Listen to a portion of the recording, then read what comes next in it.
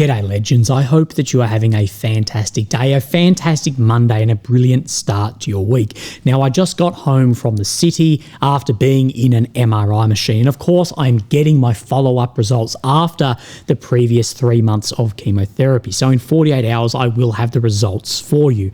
Whether it be positive, negative, neutral, we will keep marching on as we do, and thank you for all of the support. Now, legends, of course, you know what the main meat of this video is going to be about. It's going to be about, of course, those Ukrainian drones that had a big impact on Russia's strategic bombers, the Tu-95s, Tu-22s. We're going to talk about that. But as we do here too, we're going to go off what is the real battlefield effect of this. We're going to try and peer past some of the informational space and the fog that we are in at the moment. We're going to look at what visually has actually been confirmed, destroyed or damaged rather than just claims, and we'll go over how this unfolded, and then we'll step through multiple different folders and then come out with an outcome of how dangerous is this for states around the world for attacks like this, what's the real effect that we may see of this, and the full breakdown of it. Again, some of these slides, especially around what's been destroyed, may age like milk because more footage will come out, and of course more satellite imagery over the next 24, 48 hours.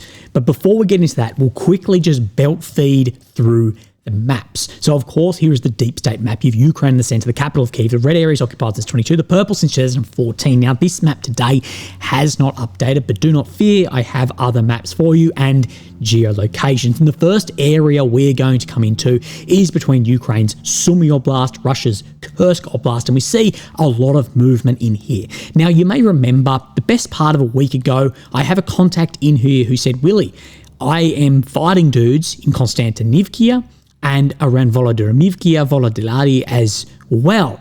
And then what we see days following was we see this turn into either grey or red on maps. And this gentleman has reached back out to me. Now, I do know this guy. And he says the maps are short on the areas shown in Sumy. There's attacks happening daily. And then we broke down over a conversation of where was this happening. And he said in this Kindrativka and Oleksivka. So if we then measure this of just the center of Kindrativka to the grey zone, say 2 kilometers, and Oleksivka back to the red, say a K.7, so just over a mile away. But he's actively fighting guys in there. And if we look then at the Syriac maps, well, he confirms that the Russians are, well, he says that they fully control Kindrativka in here and are making ground between sort of the Oleksivka front and this area, leveling it in here where my cursor is. So wait out on further confirmation there, but the best information you can get is first-hand information of someone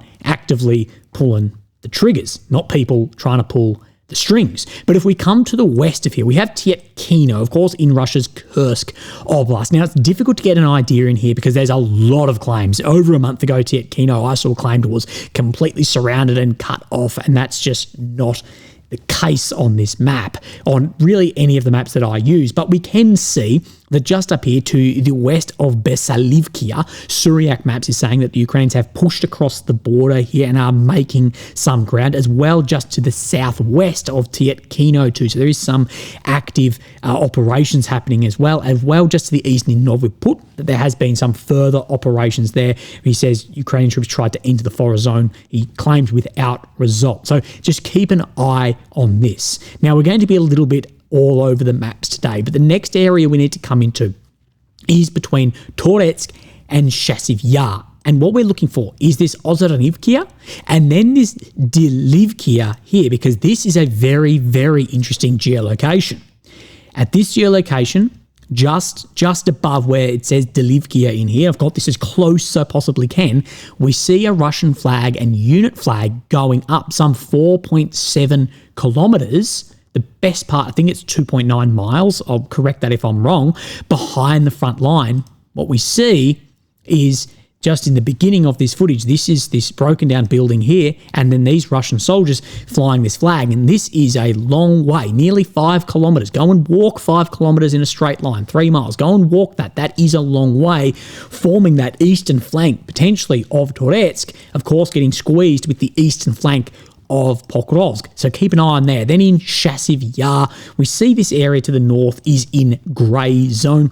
Suryak is claiming that this today, the best part of where my cursor is here, has then come under Russian control. Now we'll push right back into the north around Vovchansk. Now we have seen some slight movement around here, but we're also seeing a lot of FABs and a lot of multiple launch rocket system, which tells us Russia is preparing that area for ground movements, whether by what I call the paint by numbers or the triple choke strategy that people talk of. Wouldn't be surprised to see movements in here, but this area is just completely destroyed. So to actually seize and gain ground in here is going to be very, very tough just for cover as well.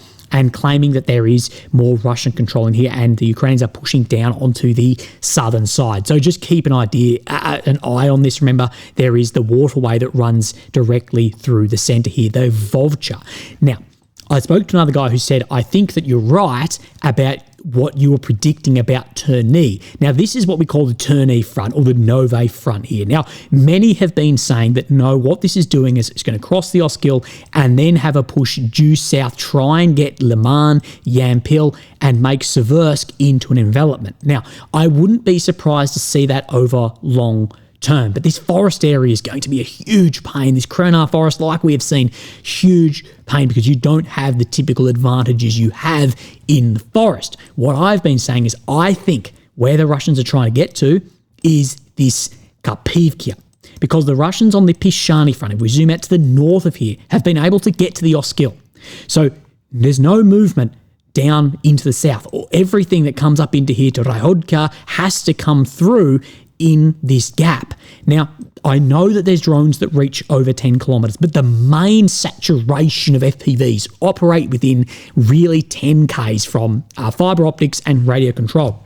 And I've been saying for probably the best part of a month, I think Kharkiv is the important area here, because Kharkiv is really on that 10 Ks. It's the closest we can get, at least, to where the waterway here, and bodies of water are the bane of the existence for ground warfare. It's the hardest thing to deal with. And if the Russians can get to here, there's two things that could happen. We could see them continue to push, or we could see them then stop that front line there, attempt to expand it and create a kill zone in this sector, because there's only going to be one way in and out of here, and it's going to be through a very dense artillery area, both by drones, FAB, and barrel artillery. I sort of put all those three under that, and we see today Suryak claiming, we zoom back in, he says that during the last 3 days, Russian army begun assault on Kharkiv and captured serious positions inside the locality. So he's claiming that the Russians are inside of Kharkiv. Let's do a really basic measurement here to here. So 5 kilometers away. We do know this map is 5 Ks out in other areas via geolocation, so potential. So then watch this whole area in here. We may see a controlled withdrawal out. We may see a holding of ground. We may see counters on this to try and push that back too. So wait out on this. Now, yesterday we saw, or at least yesterday for me in Australia, we did see a spectacular intelligence operation then unfold. It took over 18 months for Ukrainian intelligence services, which I'm sure definitely are enabled by many allied states as well, targeting Russian strategic bombers. And this is going to be the main meat of this video, and just bear with me. I'm coming off a lot of medication at the moment, and I haven't slept at all for a while. So if I need to take a breather, bear with me. So this is the outline of what we'll be talking about, and this lines up with these folders here. So you can skip forward through the video if it is dragging on. So how did it unfold? What happened is going to be our first. What is the claimed versus visual damage? Remember, when it comes to aircraft, our standard is high because the claims are always exorbitant. And with aircraft, we go by the rule of thumb of when your mate goes on a holiday and says he hooked up with a girl or girls. Is what we do is then we divide it by 3. On the opposite of that, when there is a claim of, X amount of drones got through air defenses, what do? Well, we times that by 3. Then we'll go over, well, how vulnerable are Western assets? How vulnerable are our bases? Because it's easy to point and laugh at Russia and go, oh, your bombers are on fire. Okay, but if beside one of our bases, a truck pulled up with drones in it and flew out and targeted bombers, it would look very, very similar. How successful was this? What was the hardware? What is the propaganda victories in this? What battlefield effect will we expect to see? Will we expect to see battlefield effects? And is there ways that this operation could have had more battlefield effect? We know that Ukraine and Russia are meeting in Turkey for diplomatic negotiations. So what will be the diplomatic response? What will Trump's response be to this? And if Trump's response has come out since posting this video, I apologise. What will Russia's kinetic response to this be? Will they fire more missiles? Will they fire more drones? What may we see? And what is the overall success of this? Because as successful as this was, I think behind the scenes there may be a little bit of disappointment with this operation due to the potential that it really had, at least with what we're visually seen confirmed at this point in time. And we'll go over the numbers of these aircraft and everything too. So let's have a look at this. What happened? Well, the first things that we saw was footage like this coming out. And this is a Ukrainian FPV drone flying over a Russian Air Force base with long-range strategic bombers a long way from the front line. Now, a couple of things to note here was many were claiming that this was artificial intelligence targeting, and this doesn't seem to be the case. We can see the lag in here, we can see the camera moving around and targeting specific areas on fuel tanks on these aircraft. So what we know, because Zelensky actually has said that these were then controlled by operators, not by AI as well. And the reason why this isn't flying around real quick like we have seen with FPV drones during the entire war is there is that lag, and that probably tells us satellite communications or further away. And we see then footage like this of then it coming into the wing. If you want to watch all the footage of this, go and have a look on my Telegram. And it was, is there a mothership drone? What's going on here? And then we got a better idea because we saw flatbed trucks like this with an inconspicuous sort of shipping container on the back of it, that the top had opened up and drones had flown out and then targeted these aircraft. And then we got more footages through the Ukrainian intelligence services like this. This is the top of, you can see the containers in the background. There was an area on these that would lift up, then the drones would pick up out of here and then target said aircraft, and did target many. But not all of these trucks were successful either. We saw ones like this on the side of the road, that this one then exploded. And what's also being reported in this is it's being reported that the drivers of these trucks, they were unaware of their cargo. They were just truck drivers. Yep, pick up this, go here, and that these drivers have either been killed by explosion like this or killed by services as well. Now, this is very serious, but it will be completely ignored, just like the truck driver driving along the Kursk bridge with then the IED on the back of it. But we did see that multiple of these didn't make their target as well.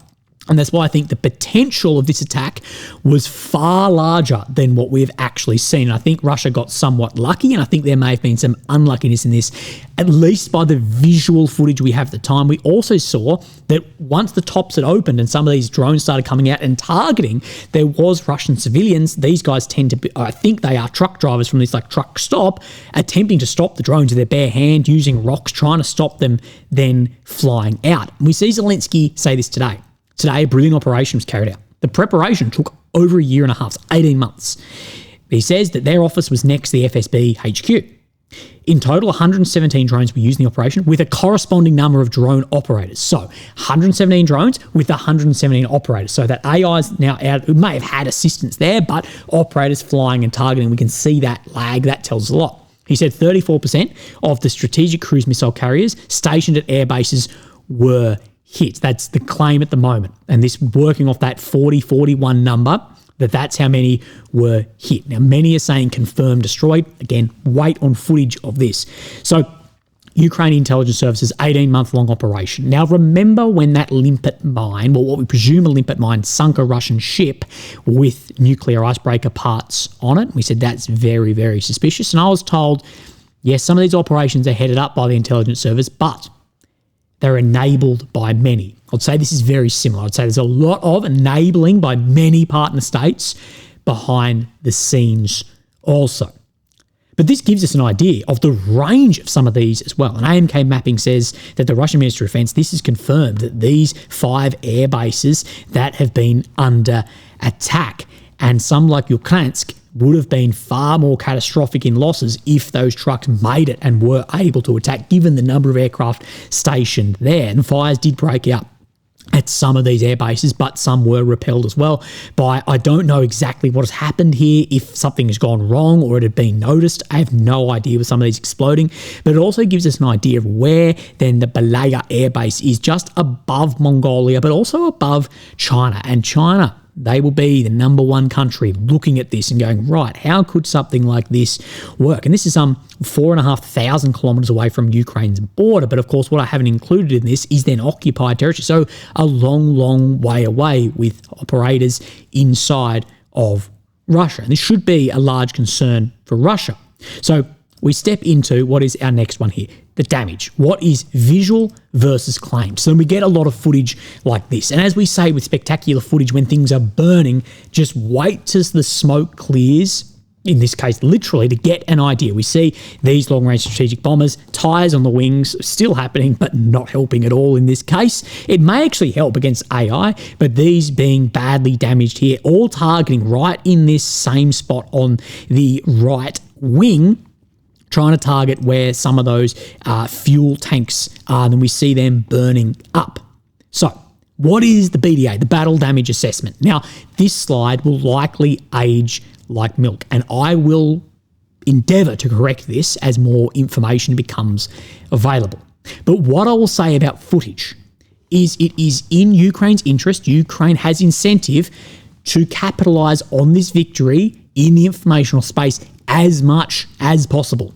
No footage will be held back. Any footage that is available will be published. It is absolutely in the interest to do this as well. There's not going to be holding back footage for whatever reason. We've got footage inside the hangars of where these were being developed, okay? So they're going to capitalize on this as much as possible. So how much it'll change, I don't really know.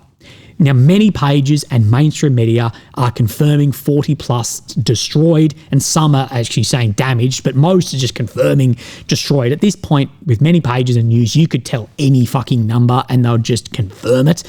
But the footage we have doesn't reflect this. What I am seeing at this point in time is 5 Tu-95s, T2 U-22s, and 1 AN-12. Now, there are claims of an A-50 AWACS, which in my opinion is more important than these above, now that the A-100 AWACS is now off the table and have been scuttled, as well as claims of 1 or 2 Tu-160s.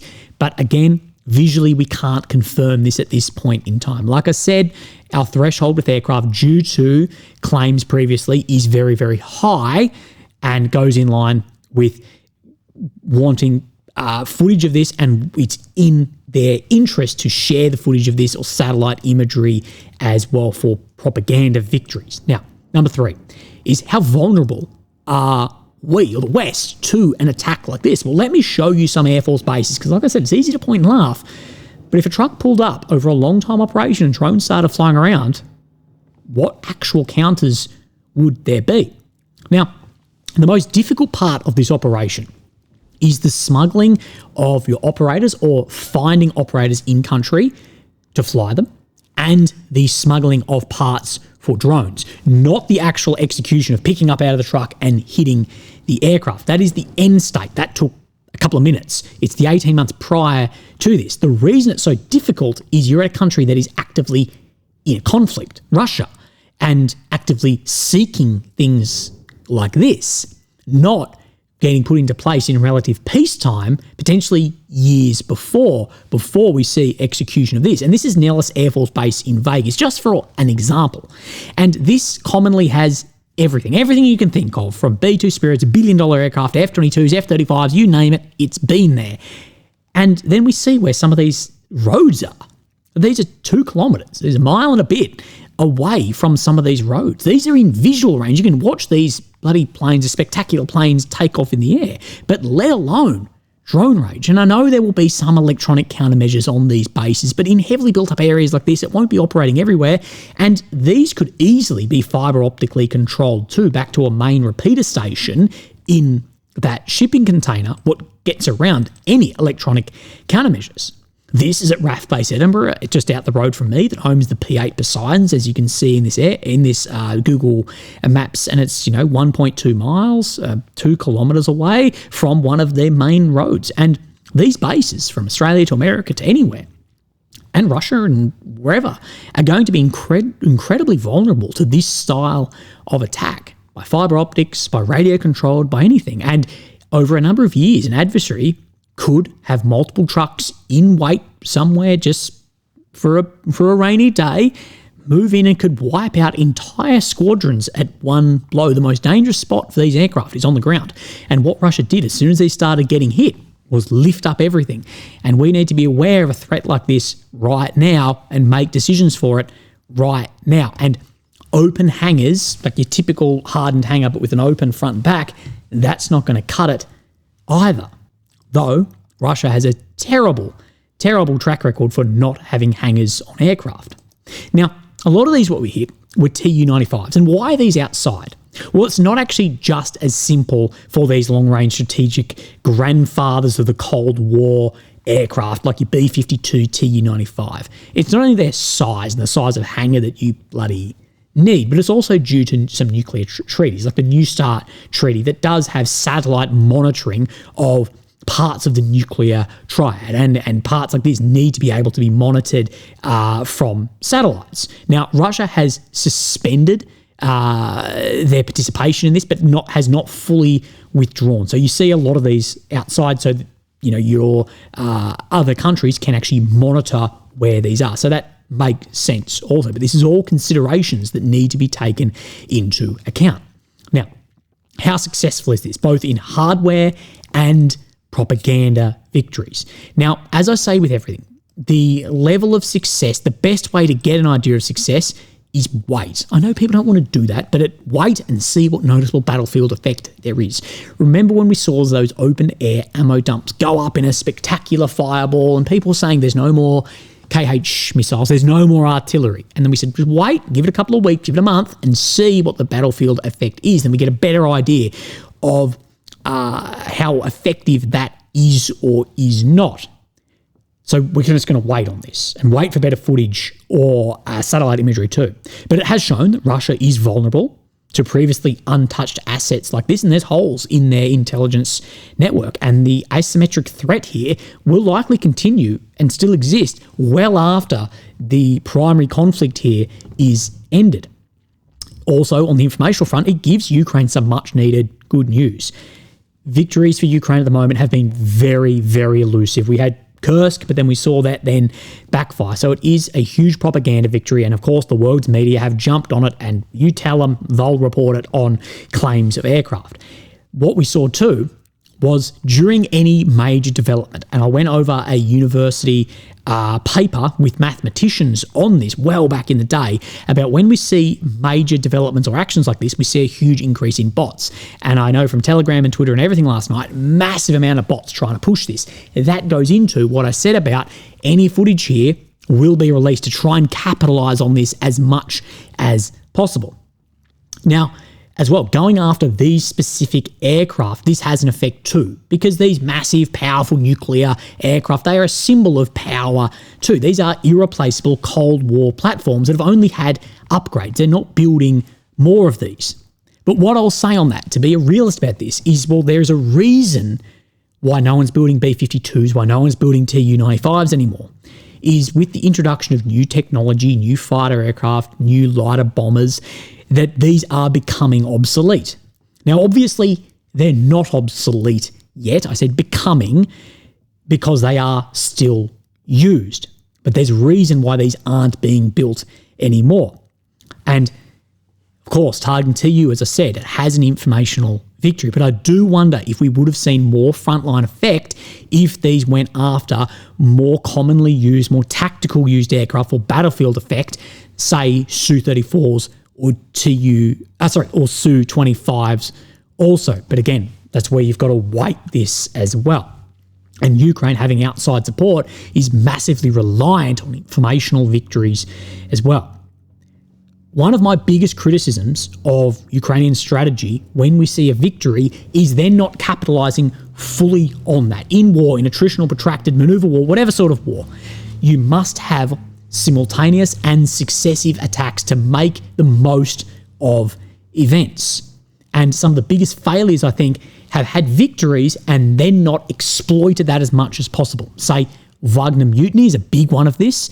And with Kursk, because Kursk didn't have simultaneous and successive operations, we saw it stall out, and then we know the rest of the story that happened with Kursk. So this action, this has had strategic effect, but it needs to be followed with simultaneous and successive tactical efforts as well to exploit this, to then exploit diplomatic efforts, because war is politics by other means.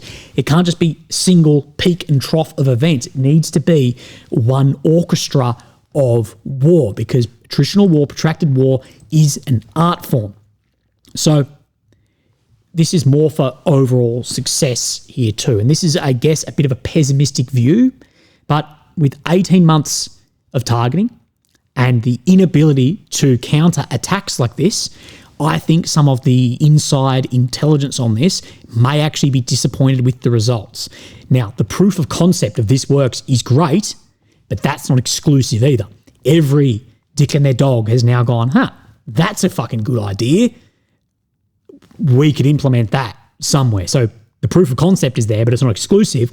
But I think let's go with it potentially is 8 visually confirmed. Let's say it's even double that.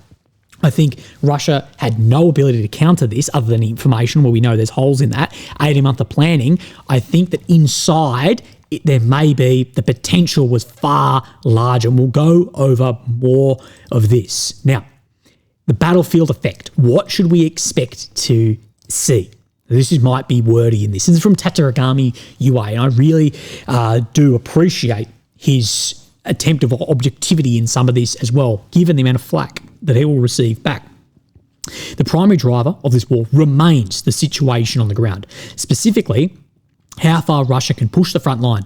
The extent of its frontline advances largely shapes Moscow's willingness to continue the war. However, even in the absence of major progress, Russia has shown no hesitation in sustaining its war effort, at least for now. So yes, this is raising the cost, but if they continue that frontline advance, they can justify larger costs. And at the end of the day, this is a ground war. War of attrition, trying to raise the costs for your enemy, but it's still a ground war. It can't just all be in the balance. It can't be thrown off in strategic, nor can it be tactical. It needs a healthy balance of this.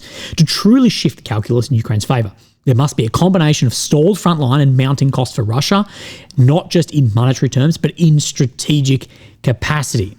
So, exactly. Now, one of the biggest parts of these aircraft is Russia's ability to project power globally with these long-range international bombers that it goes over here, but needs to raise that in line with frontline actions. Today's attack is a clear example of a strike that, while not directly influencing the battlefield, significantly erodes Russia's long-term strategic assets. If Ukraine can continue to hold the line, even if it means gradual tactical withdrawals from small settlements while stalling Russian forces at the operational strategic level, then ever-increasing cost of war may eventually compel the Kremlin to acknowledge a sobering reality that continuing the war not only worsens the situation in Ukraine, but accelerates Russia's own strategic decline. But who's just going faster here on the front line?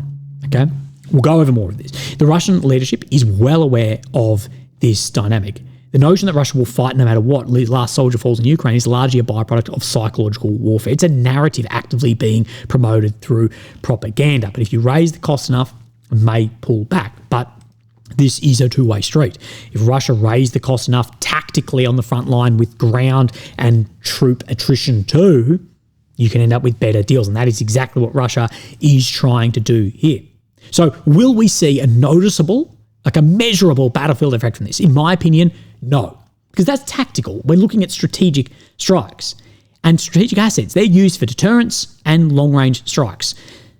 Strategic strikes, they raise the costs for an adversary, but they do not win wars. The strategic strikes in Iraq, we still had to put troops on the ground to have then further effect. It just increased the costs and softens up. Only infantry and armour can actually seize and hold terrain. And all of this is in support of that. Ultimately, whether it is a Tu-95, a B-52, a aircraft carrier, a Bradley, a BMP, all of that is then funnels down to the infantry seizing and holding ground in a land war like this. But this certainly does raise the cost to Russia. But will the troops on the front line feel a difference? No.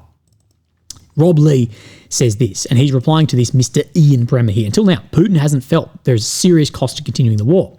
Ukraine just changed that equation with one of the most extraordinary asymmetrical attacks we've seen in modern warfare. Russia's nuclear deterrent, second strike capability, stands weaker today. This is both an opportunity and exceptionally dangerous development, and Rob takes a bit more of a realist view of this. I disagree with this. Ukraine has destroyed and damaged Tu-22s and Tu-95 bombers at Russian air bases before, and they've repeatedly targeted airbase with Russian strategic aviation, so with long-range drones. They've also targeted and damaged many Russian oil facilities as well. Ukraine previously did serious damage to the Kerch Bridge. Ukraine has killed generals and other officials in Russia. Ukraine has struck the Kremlin with a UAV. Ukraine conducted an offensive into Kursk, the Wagner mutiny, etc. This war has been very costly for Russia. So this isn't the first time they've thought, oh shit, this is costly. No, there's been heaps of that. And the costs have increased, including many embarrassing episodes, but the war continues. I'm skeptical whether this will significantly alter Moscow's perception of whether to continue the war because bringing the war to Russia has not led to significant political pressure on Putin, and Ukraine is clearly very important to Putin. Strategic strikes can have the opposite effect. Russia's strategic strikes have cemented Ukraine's view that the war needs to be won rather than demoralizing too. We saw the same thing with the Blitz, same thing with a lot of strategic strikes.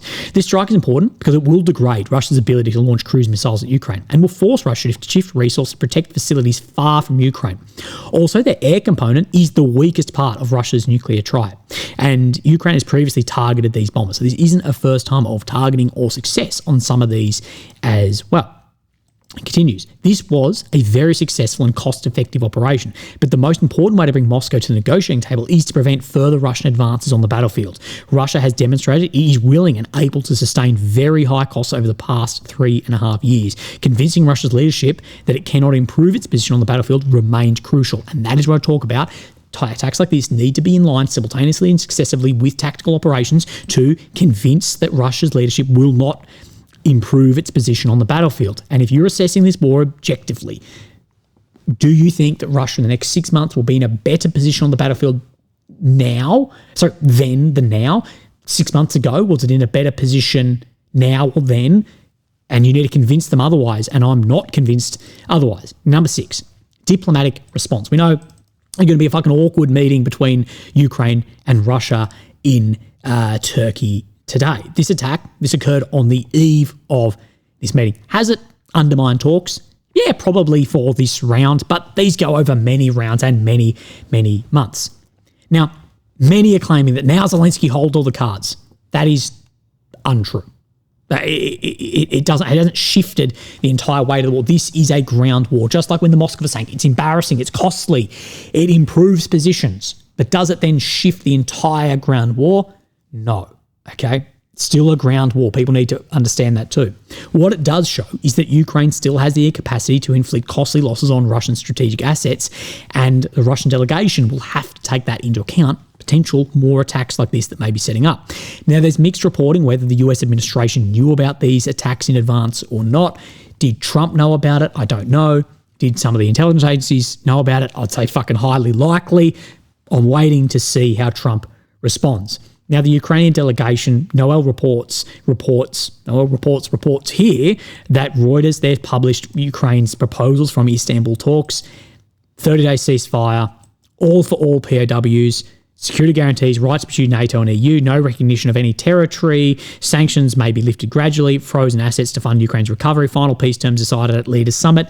Again, with the conditions that Russia and Ukraine are entering these talks at, unless there can be major shifts on these, it's just not going to go ahead. Even the US doesn't agree with NATO.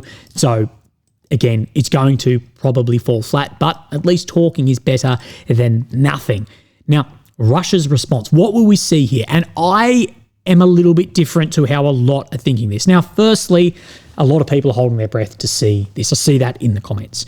The claims around a nuclear strike and justification for nuclear, ridiculous. Okay? no, that's not going to occur. I believe we'll see an increase in both missile and drone attacks over the next couple of days, maybe 10 or 15%, but no major shift. Okay, in a protracted attritional war, Russia doesn't want to have spikes in activity. They don't want this massive nothing. They don't want peaks and troughs in this. What they want, same as on the front line, is steady, constant pressure on it. And I think they would rather, because you have this like, well, why wouldn't they every second night fire 600 drones rather than 300 a night? Why wouldn't you have one massive attack rather than constant pressure? And that's what you don't want. Simultaneous, successive peaks and troughs you don't want. You want just steady pressure on that and eroding away like a stream, making then a river over time. But there will be some form of payback. But I think it will only be a 10 or 15% increase because I'd rather that pressure. And one biggest thing for the Kremlin here will be sort of secondary problems, is they will have to mobilise and allocate more resources to try and uncover and prevent plans like this from occurring, and a way to protect those airfields as well. So overall outcome of this, and this is where I'm going to get some hate and some disagreement, and that's fine. We're here to discuss things, and I'm happy to change my mind with reasonable arguments. And that's why my Telegram, I like my Telegram, because everyone's welcome as long as you're not a sadistic psycho. Okay, you can have any opinion you'd like, just not threaten people. Is visually at this point there is 8 confirmed losses with 40 claimed. So let's split the difference in here and just say 15. Okay, we'll go over this in the next coming days. The approximate numbers before this attack of these Russian aircraft: 55 Tu-22s, 50 Tu-95s, and about 20 Tu-160s. Again, very approximate. Okay.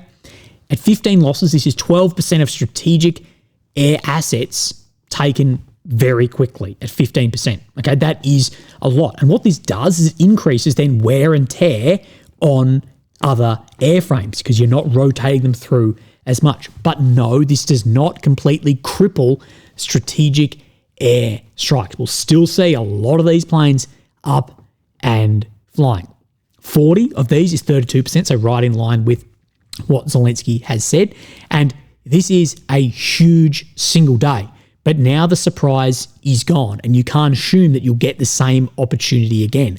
I'm already seeing, and this grows the tumour inside my head, people using linear losses of this, of, well, if it's 8 per day, then in 6 days they'll be out of aircraft. And I'm like, that's not how any form of warfare works, whether it's kilometre squares or losses, but righto then.